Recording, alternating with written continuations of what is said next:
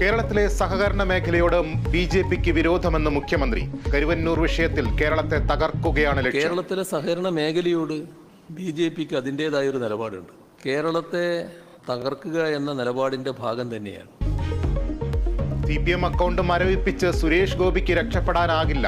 Party ആദായ നികുതി file ചെയ്യുന്നില്ല എന്ന് പറയുന്നത് അസംബന്ധമെന്നും മുഖ്യമന്ത്രി. മാസപ്പടി കേസിൽ CMRL MD ശശിധരൻ കർത്തയ്ക്ക് വീണ്ടും ED നോട്ടീസ്. ഇന്നു തന്നെ ഹാജരാകാൻ നിർദ്ദേശം. CMRL ജീവനക്കാരെ ഒരു ദിവസത്തോളം ചോദ്യം ചെയ്ത് ED. എക്സാലോജിക് CMRL ഇടപാടുകളുടെ രേഖകൾ ഹാജരാക്കി. നടന്നത് 2 കമ്പനികൾ തമ്മിലുള്ള ഇടപാടെന്ന് മുഖ്യമന്ത്രി. സിദ്ധാർത്ഥൻ കേസ് CBIക്ക് കൈമാറുന്നതിൽ പോലീസിന് വീഴ്ചയുണ്ടായിട്ടില്ലെന്ന് DGP. ആഭ്യന്തര സെക്രട്ടറിക്ക് റിപ്പോർട്ട് കൈമാറി. പോലീസ് ആസ്ഥാനത്തുണ്ടായത് സ്വാഭാവികമായ നടപടികളെന്നും വിശദീകരണം. സംസ്ഥാനത്ത് തെരഞ്ഞെടുപ്പിന് ഇനി 10 നാൾ. പ്രചാരണ ചൂടിൽ മണ്ഡലങ്ങൾ. കൊടിയത്തൂരിനെ ഇളക്കിമറിച്ച് രാഹുൽ ഗാന്ധിയുടെ റോഡ് ഷോ.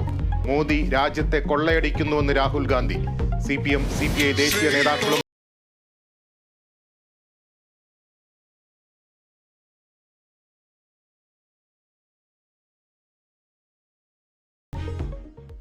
സംഗീതജ്ഞൻ KG ജയൻ അന്തരിച്ചു. അന്ത്യം തൃപ്പൂണിത്തുറയിലെ വസതിയിൽ. സംസ്കാരം ഔദ്യോഗിക ബഹുമതികളോടെ നാളെ തൃപ്പൂണിത്തുറ ശ്മശാനത്തിൽ. തിരശ്ശീല വീണത് 6 പതിറ്റാണ്ട് നീണ്ട സംഗീത ജീവിതത്തിന്.